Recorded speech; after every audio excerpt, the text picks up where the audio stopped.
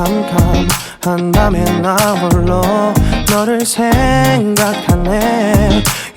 Até o início da década de 80 do século XX, no Brasil, não havia uma rigorosa exigência de diploma para o exercício da profissão de jornalista.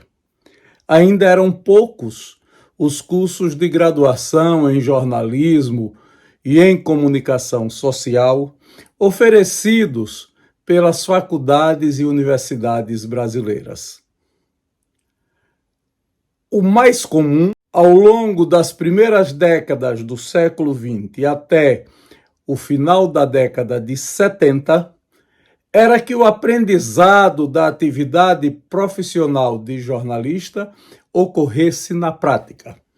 Os grandes jornais recrutavam pessoas graduadas em outras áreas, no direito, na economia, na medicina, na engenharia. A estes oferecia oficinas de formação, cursos práticos e os recrutava para suas redações. Nos jornais menores das cidades menos influentes, a prática era de que aqueles mais letrados e que tinham tendência para escrever bem fossem indicados ou convidados a participar da redação de algum jornal. Havia uma gradação. Todos começavam como foca, que era a denominação popular do repórter que saía no dia a dia à cata de notícias, cumprindo pautas que recebiam nas redações, e assim iam avançando profissionalmente, atingindo posições como a de copydesk e sempre avançando até chegar a funções de responsabilidade maior, como as de editorialista, de secretário de redação, de pauteiro, de diretor de redação, de editor. Neste vídeo de memórias, o jornalista Luiz Eduardo Oliva nos dá um depoimento rico acerca do seu processo de iniciação no jornalismo como foca do jornal Gazeta de Sergipe. Vamos acompanhar o que nos diz Luiz Eduardo Oliva. Nós resolvemos fazer uma matéria sobre São Cristóvão. São Cristóvão, como eu disse a você, era uma cidade meio fantasma, meio abandonada. São Cristóvão só é redescoberta plenamente, do ponto de vista do seu valor histórico, com o Festival de Arte São Cristóvão. Ela era uma cidade meio... Não havia... As pessoas não iam. Teve aquele programa de patrimônio histórico levado por Jarbas Passarinho e etc., pelos militares, quando cria em Setu, com Carlos Magalhães, aqui em Sergipe. Inegavelmente, São Cristóvão, aqui é outro capítulo, mas que é um capítulo importante, é uma citação importante, que era a retomada do patrimônio histórico, e, inegavelmente, quem faz merda, como fizeram os militares, mas também teve coisas assim interessantes. Na verdade, eles partiram para o patrimônio histórico, ao meu ver, porque eles queriam centrar um pouco no passado de Dom Pedro, do patriotismo, tanto que a VCSS, centenário da independência, perdendo de labor e paz, esse Brasil faz coisas que ninguém imagina que faz, é Dom Pedro I, é Dom Pedro do Grito. Então, eles sabiam disso e concentram um pouco, acho que pela cabeça de Jarbas Passarinho, que era intelectual, que era importante resgatar o patrimônio histórico para que os militares, indo ao passado, trouxessem um ufanismo patriótico, verde e amarelo, como fazem os coxinhas hoje. Bom, eu vou com o Luiz Carlos lá. Quando chego lá, que procuro Hernandes, eu tinha o grande passaporte para tudo. Eu chegava e me apresentava já dando a minha carteirada. Sou filho de João Oliva. Uma vez você me disse isso, até meio bebendo lá. Eu não fui filho de João Oliva, mas inegavelmente, pô. O Hernandes, você chegar para ele, sou filho de João Oliva, Hernandes não dizia que não, sabe? Pelo contrário, toda vez teve gente que tinha até... O cara parava. Eu me lembro do Jorge Neto. João Oliva é meu irmão. Meu irmão, Jorge Neto. Então, eu não entendia isso, Jorge Neto. João Oliva é meu irmão. Então, papai, inegavelmente, era um homem respeitado. Era um homem que ninguém dizia não a ele.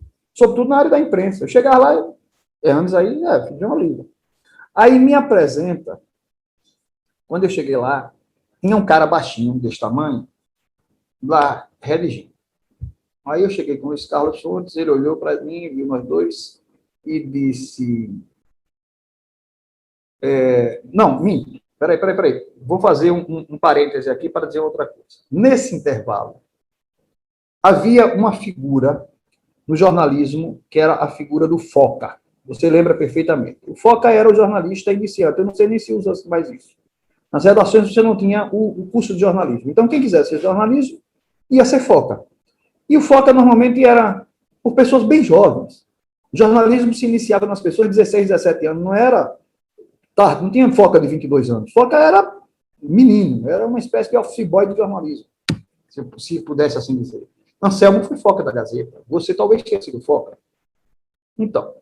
Aí, quando eu cheguei, você veja que eu sou do jornalismo, entendo bem. Quando eu cheguei lá, nós fomos à Gazeta de Sergipe. E pedi para ser Foca, eu e Luiz Carlos.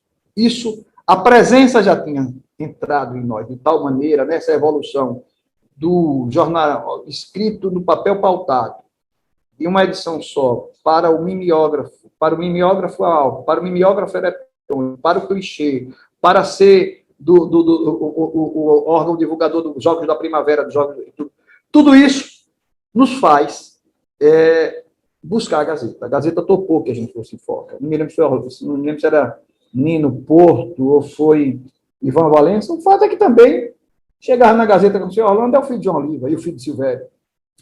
Nem dizia.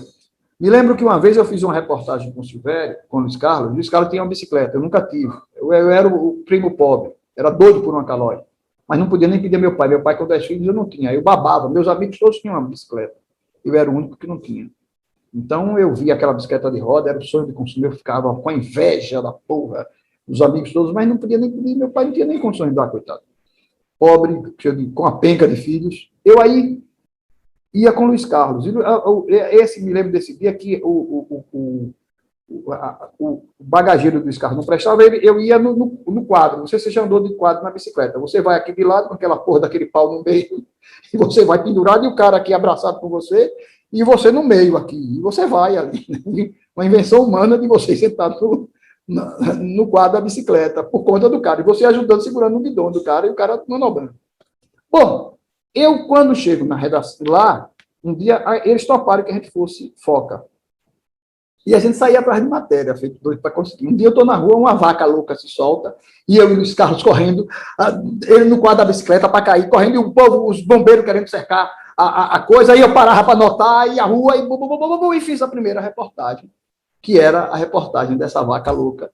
E depois a gente avisou, não sei nem me lembro se conseguimos correr para tentar tirar uma fotografia. O que é fato é que a gente começou como Foca na Gazeta. Mas essa Foca não durou muito tempo.